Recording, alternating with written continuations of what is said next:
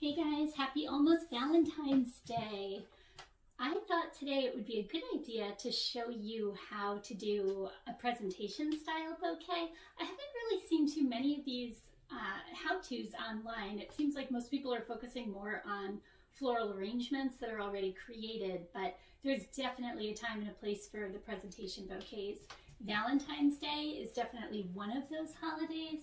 The other, of course, is graduation season. A lot of times dance recitals and things like that. Teacher appreciation is a really big one. Administrative Assistance Day. There's still a lot of requests out there for the wrapped presentation style bouquets. So I'm hopefully going to be able to show you how to do that. Again, this is one of my earliest YouTube videos, so I'm still trying to get the hang of the best way to film this. So this is kind of practice for me. Hopefully you'll get something out of it because you'll learn how to make one of these bouquets. And hopefully I'll get something out of this because I'll see what you can see and what you can't see the way I'm filming these. So I'm starting out with some cellophane here. And I'm getting a pretty good length. It's almost, I'd say almost half the size of the bouquet that you're going to need. So you're going to start with that. On your table, on your work table. And this is my favorite way to do these. I've worked for some flower shops that really just put cellophane around everything and staple it and send it out the door, but I feel like when it's a gift and it's something like Valentine's Day, you really have to do it up. So I'm going to put down a layer or two of tissue paper, depending on the size of your bouquet. In this case, I'm going to do 2 of the brown, and maybe 2 of the white.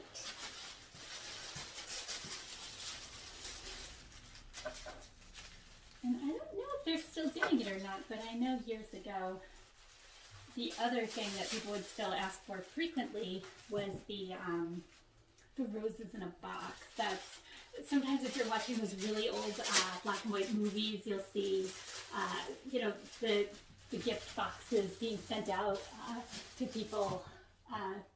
Depending on, I don't know, whatever the love story is, you always see that scene, like the classic scene of like, oh, someone's at the door and it's a box of roses with a giant bow on it. And it's just, people still really enjoy getting floral gifts, I think.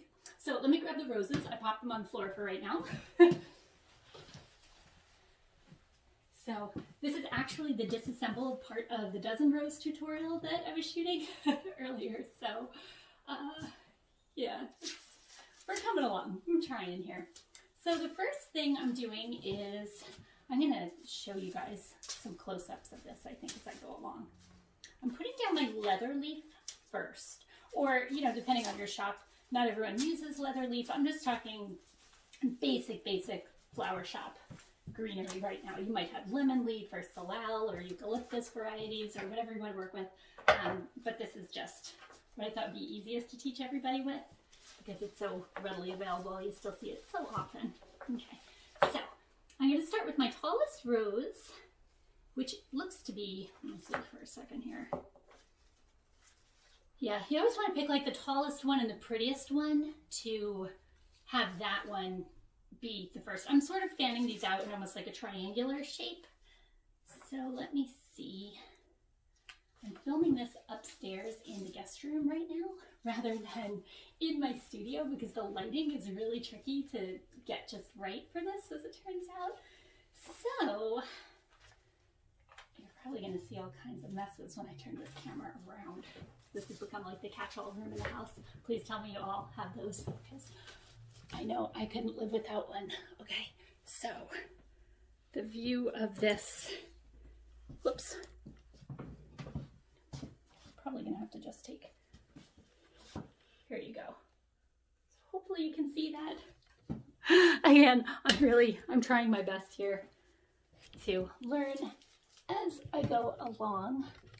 Okay, so yes, I'm starting with a fan of 5. So there's 1, 2, 3, 4, 5 in sort of a fanned out shape. Then I'm gonna come in with my baby's breath and fan that around.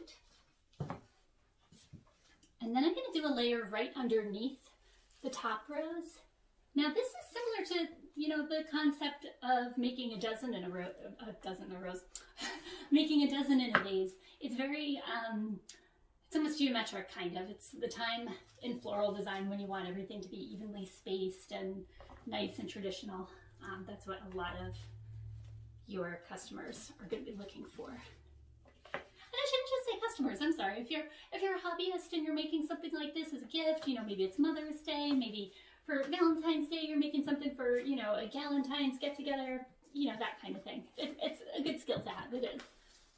It's really nice for teachers and things like that. If you're a parent, you'll find you're frequently giving gifts to teachers and to coaches and all the fantastic people in the world that keep our children happy.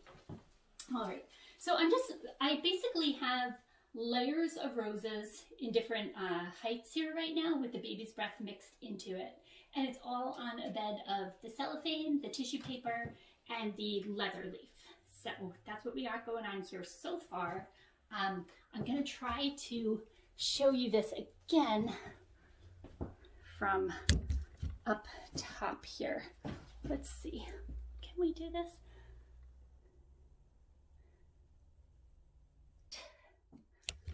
So I'm just gonna turn this off for a second because I'm gonna take a picture of this, so hopefully we can refer back to that if need be. So bear with me, guys. Hey everyone, I'm back. Luckily, I have the help of Violet right now, who's helping me. Say hi, Violet. Hi. All right, so we wanted to show you how to wrap the bottom parts of these bouquets, which Violet's pretty familiar. Oh, wait a minute, what am I even saying? We need a water source. Now, in your flower shop, you can either put tubes on absolutely everything. Some shops are really particular and you must send out everything that way. Others, the last one I worked at, or maybe I came up with this on my own, I honestly don't remember. But I'm just getting wet paper towels like this, and I'm gonna wrap the stems just like that, so they all have a nice water source. And I'm gonna grab a little vase, or you can spray it if you have water spray. You can do that as well. And I'm just gonna dunk this in so it gets nice and hydrated. Squeeze this out. This is really great if you're in a high volume flower shop at Valentine's Day. Everyone is always hogging the sink. Everyone is always hogging the hose spigot areas. It's crazy. So I've learned through the years to just work with a little vase of water next to me at all times and full watering cans, but even that can sometimes be a super challenge trying to get there. And wait your turn. So I have that like that, and then I'm just taking a clear corsage bag like this and popping this over it. And I find that the flowers last just as long this way as they do with water tubes.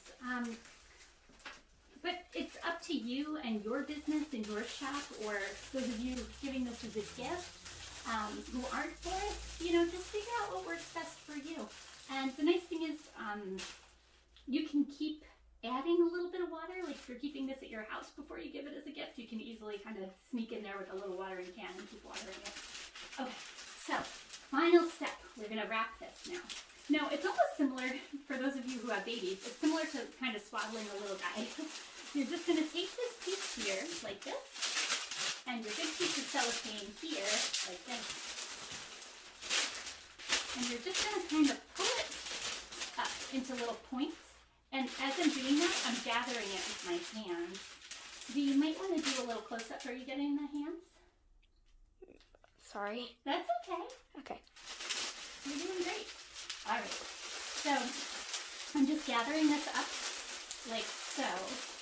And then I'm going to staple it at the bottom for that gathered, kind of fanned out look, which is really pretty.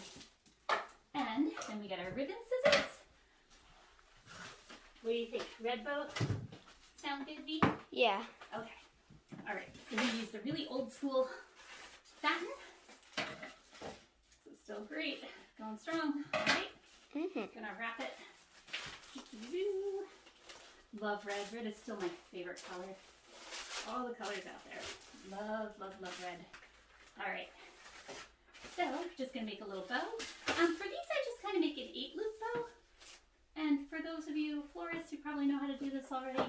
But if you're making this as a gift for somebody, you can always buy some of the pre-made, really pretty fluffy bows with a wire in them.